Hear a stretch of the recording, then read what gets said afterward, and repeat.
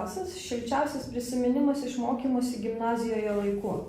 Kad mes su klasės draugais jau nuo 1 klasės čionais įstojome ir baigėme 12 klasę, bent jau su dauguma iš kai kurių. Ir iki dabar su kai kuriais palaikome ryšį. Tai pirmoji mokytoja buvo psichologijos Jūratė. Tobula moteris. Mes visada, kai turėdavom langus su savo klasiokė Laura Budaitė, eidavom pas mokytoją gerti kavos arba arbatos. Braižybos pamokos mūsų. Jo. Kur aš į braižybą eidavau tik dėl to, kad jinai ėjo į braižybą. Prisiminiau vieną įvykį. No. Labai, čia gal irgi, kai devintokai mes buvom, vyko kažkoks tai čia aktų salėje interaktyvus vaidinimas. Ir vienas čuvakas iš C-berods klasės ar ką jį išrinko kaip princą ir iš minios panelės rinko kaip princesės ir trūko vienos ir spėjo, kas pasisiūlė paskutinę princesę būti. Sandra? Aš. Iki šiol noriu atsiprašyti fizikos mokytojos už sudaužytą vazoną ir išmestą pro langą jį. Taipogi labai gerai prisimenu stalo tenisų staliuką. Mūsų kolektyvas beveik kiekvieną pertrauką lenktyniaudavo prie jo ir galiausiai tas staliukas prarijo labai didelę dalį mūsų laisvalaikio, bet aš asmeniškai to nesigailiu. Netapau profesionalų, bet visai netoli buvau, manau. Mes turėjom tokią anglų mokytoją, kadaise Alina Laučinienė, dabar nebemokas, jinai baigus, bet jinai buvo žiauriai tikinti į Dievą, ta prasme. Toks buvo bairis ir mes galvom, blemba, čia turėjo būti kontras ir taip toliau, bet ir sakom, blemba, davai pašnekėk kažką apie Dievą ir paklausk, ar tiki į Dievą. Ir tada mokytoja pradėjo visą pamoką šnekėti, mes išvengėm kontrolinę ir pažvengėm ir paklausėm paskaitos apie Dievą. Tai šitas buvo vienas iš tų įdomesnių bairių. Stovėjau ant kėdės prieš mokinius, kai jie neišgirsdavo iš antro karto, ką aš sakau. Taip pat aiškindama per pamoką gramatiką, jau supykusi, net nepajutau, kaip iškėliau 2 vidurinius pirštus. Radau savo duris nuklijuotas gražiais, besišypsančiais agurkais. Va, ir jeigu įdomu, kodėl agurkais ne pomidorais, čia irgi yra savo istorija, praktiškai kiekviena laida žino tą mano mirtiną sakinį, kuo žmogus skiriasi nuo agurko. O jūs žinot, kuo žmogus skiriasi nuo agurko? Todėl, kad žmogus mąsto.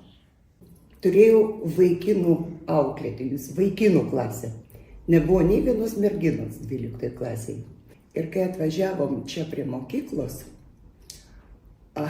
jie kieme pradėjo važinėti 8. Ir vat, man nebuvo baisu, tikrai nebuvo baisu. Koks mokinys buvote? Jeigu reikėtų vertinti 10 baliai skalį, duočiau savo kokį solidų 7. Visai galima ir geriau. Kalbant tiek apie save, tiek apie savo klasiokus, nebuvome mes patys trapiausi mokiniai, bet visą laiką, manau, sugebėdavom išlaikyti tą viduriuką tarp gero laiko ir rimtų mokslų. Ir manau, kad tai yra labai sveikintina. Manau, kad buvau pakankamai stropus, atsakingas mokinys. Stengiuosi atlikti namų darbus ir mokytis per pamoką. Visą klasę visą laiką tempdavau, kad šoktų per chorų karus ir visą klasę besdavau tik tai priekį, nes jie nešokdavo, aš norėdavau šokti ir dainuoti ir norėdavau pasirodyti. Čia būdavau labai tokia garsi klasiai. Manau, buvau atsakinga, pavyzdinga. Žiauriai nesisekė matieką, žiauriai nemėgau biologijos. Ar vis dar palaikote ryšį su klasės draugais? Dabar tai, kadangi yra socialiniai tinklai, tai patogu ten sukontaktuoti esant norui. Nemaža dalis bendraklasių buvusių turiu Facebook'e juos ir matai, kaip ten sekasi vienam kitam. Retkarčiais tenka susitikti, planuoti arba neplanuotai su vienu ir kitu. Ir kadangi prieš 20 metų pabaigėme Radvilų gimnaziją, tai buvo vasarą ir pasiorganizavom susitikimą, kur dalis atvyko, netgi iš užsienio, ir turėjom gerą laiką kartu, prisiminėm mokyklos laikus. Aš palaikau santykį su savo klasiokais. Kitaip palaikau, yra draugų, kurie tiek mokykloje buvo, tiek gyvenime tapo dar geresniais draugais. Buvo ir tokių variantų, kad mokykloje buvo tik klasiokais, o dabar tapo labai gerais draugais. Ir aišku, kaip visada, atrodo mokykloje, kad kai yra visam gyvenimui žmonės, bet jie po to dingsta, nes susikuria šeima, susikuria karjerą, susikuria dar ką nors, pasikeičia žmonės ir tiesiog nutrūksta ryšys. Po šiai dienai palaikome puikius santykius tiek su bendraklasiais, tiek su mokytojais. Koks mokytojas buvote?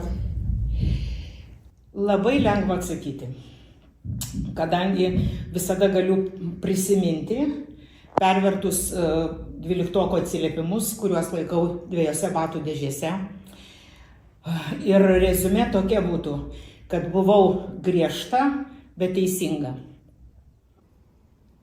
Ir gera, ir bloga, nežinau. Pagal mane turėčiau būti ir nebloga, nes stengiausi duoti, beveik sukramtyti, kad tik tai mokiniai prarytų ir suvirškintų tą, ką aš daviau. Taigi matosi turbūt. Šiaip garsi visokiais požiūriais turbūt yra. Ir balsu, ir savo tuo šleifu, kuris ateina jau pirmokai ir žino, kad jeigu paklius pas Baumilenę, tai bus riesta. Kokius mokinius labiausiai prisimenate? Tai kiekvienoje klasėje, o jų buvo žiauriai daug, turbūt visada yra savas švyturys ir savas juokdarys. Tai labiausiai prisimeni ne švyturius, o tuos juokdarius. Visada kiekvienoj laidoj turėjau bent vieną mokinį,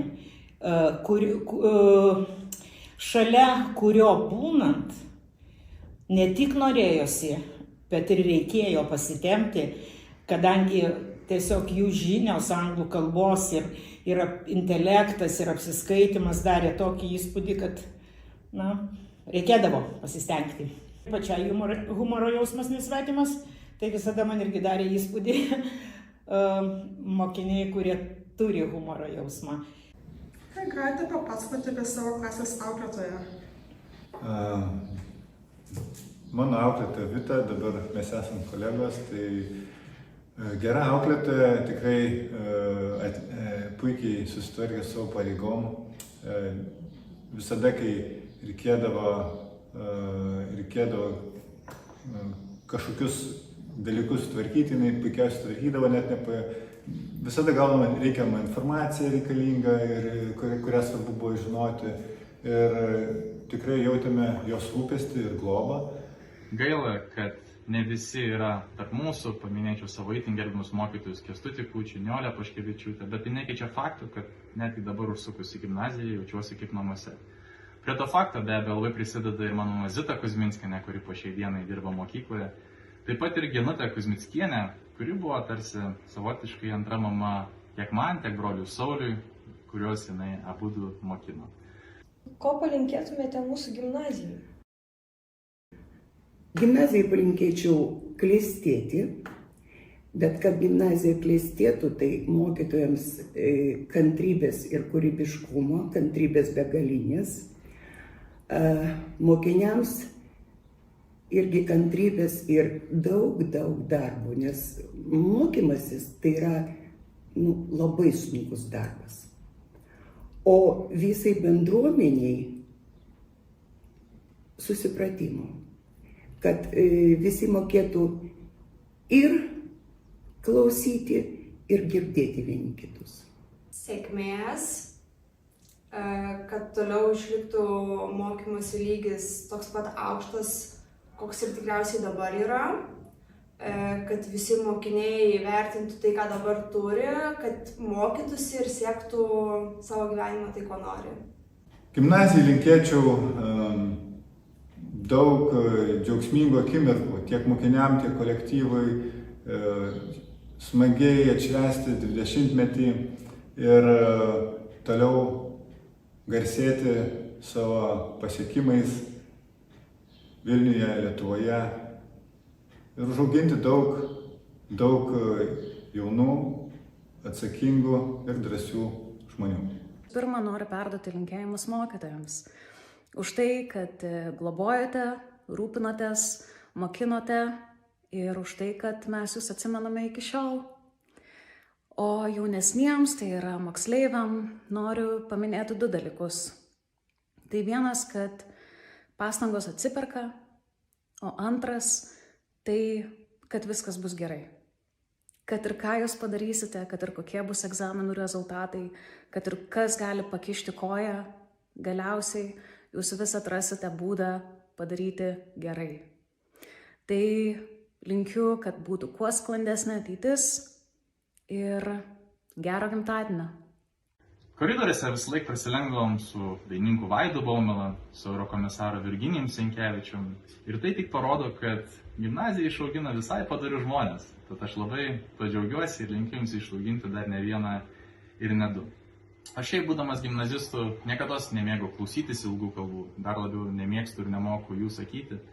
Tad tiesiog noriu jums palinkėti.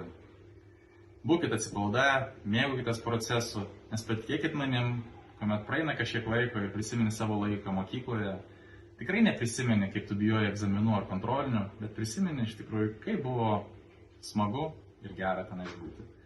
Tad ačiū mokyklai, ačiū mokytojams, kurie mane mokino, linkėjimai jums, būkit sveiki ir dar daug metų gimnazijai. Ir su to 20-mečiu aš labai noriu pasveikinti Radvilų gimnaziją, toliau tęsti puikią švietėjišką veiklą, toliau sulaukti įstabių, gerų mokinių, gerai besimokančių ir tokių alumnių, kurie džiugintų ne tik savo tėvelius puikiais pasiekimais, bet ir visą Lietuvą. Tai linkėjimai visiems, mokytojams, direktoriai ir mokiniams. Su gimtadieniu. Norėčiau kiekvienam mokytojui ir mokiniui palinkėti kelių dalykų. Tai būtų tikėjimas, meilė ir kantrybė. Ir tai yra meilė savo.